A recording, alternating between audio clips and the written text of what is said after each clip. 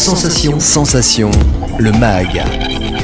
Bonjour à tous, bienvenue sur Sensation en association avec TV78. Je suis aujourd'hui avec Frédéric Lamandé, programmateur artistique du Sax à Achères, et Aurélie Macadou, directrice adjointe et programmatrice jeune public. Bonjour. Bonjour. Bonjour. Alors on va parler de la programmation de votre salle de spectacle. Avant ça, j'aimerais qu'on représente un petit peu le Sax. Il se situe à Achères. Quelles sont vos ambitions tout au long de l'année en termes de programmation ? En fait, c'est une programmation éclectique au Sax, plutôt musicale, puisque c'est une salle de musique actuelle qui a eu l'appellation scène conventionnée art, enfance et jeunesse en musique. Voilà, donc c'est une programmation éclectique en musique et avec une programmation dédiée à la famille.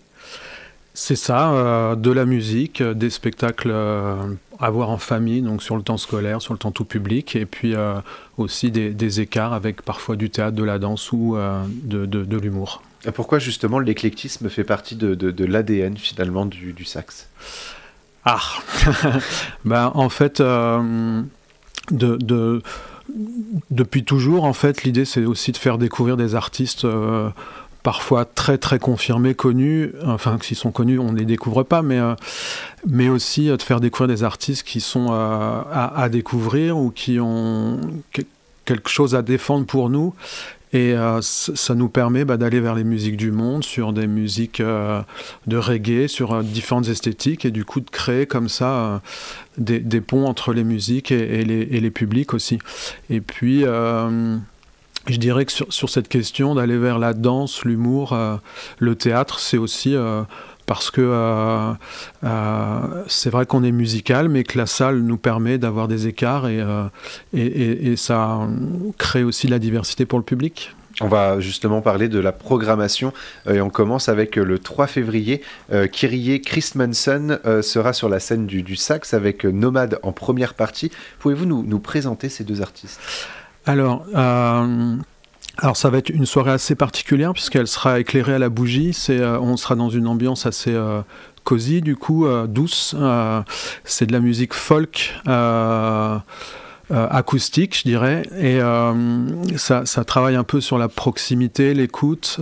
Kyrie Christmanson est canadienne et auteure-compositrice, interprète, et on a pu la voir, elle a plein de projets avec des quatuors à cordes, etc.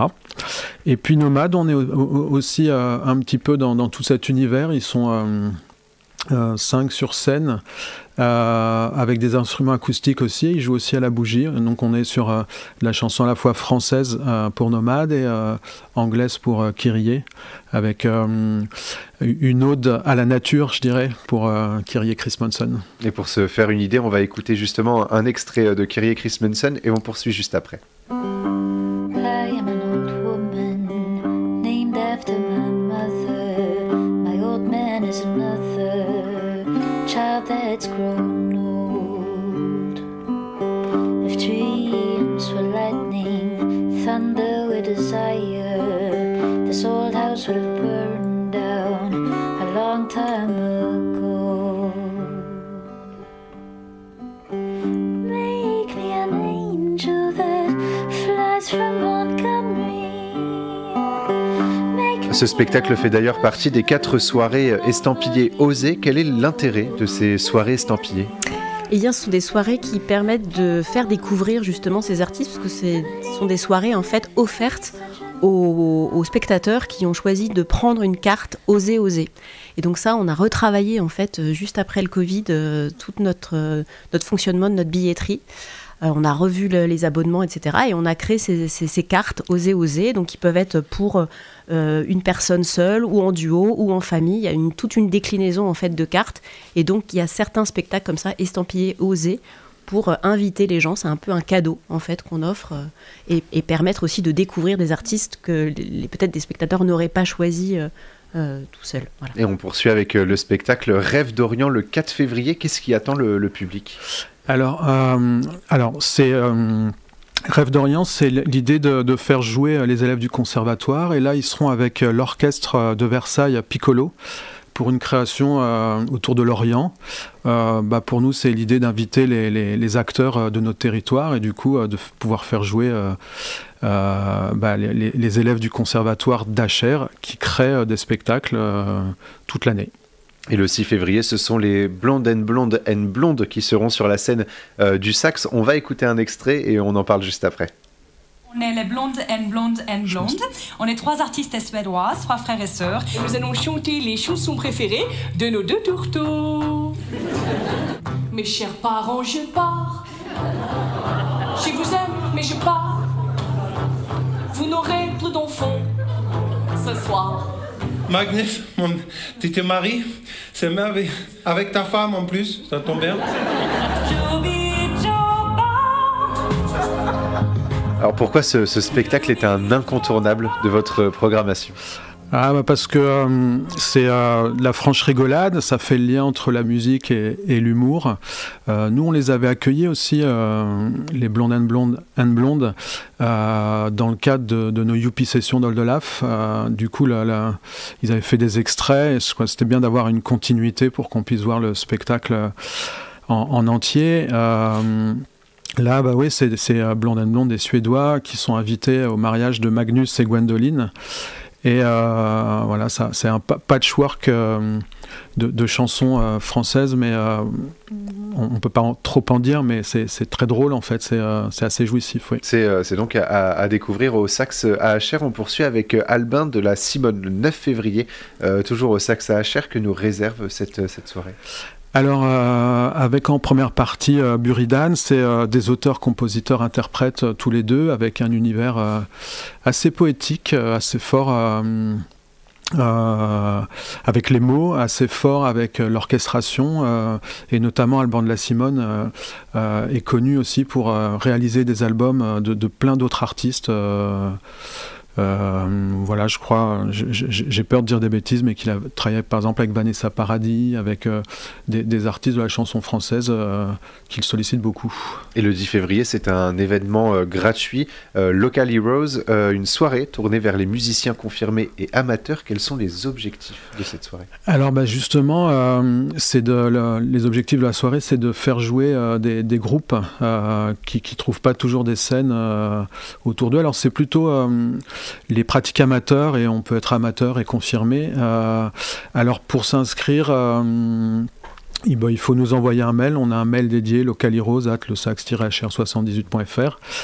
Et puis dans la soirée, il y a 4 groupes qui jouent 35 minutes dans des conditions professionnelles, avec la lumière et le son, et toute une équipe qui les sont choyés.